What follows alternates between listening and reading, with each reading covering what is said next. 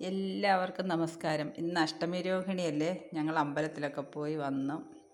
ചപ്പാത്തി mushroom കറി ഇത് കഴിക്കാൻ പോവുക. മഷ്റൂം കറി ഉണ്ടാക്കി.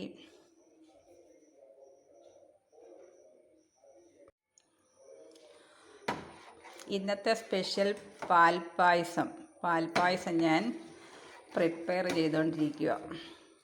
ഇവിടെ കണ്ണൻ്റെ പിറന്നാളല്ലേ, പാൽപ്പായസം വെക്കണ്ടേ.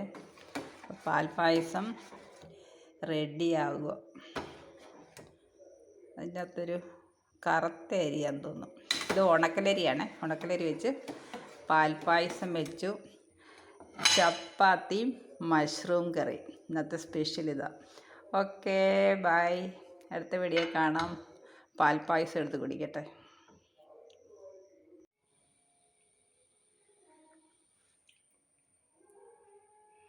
ഓക്കേ.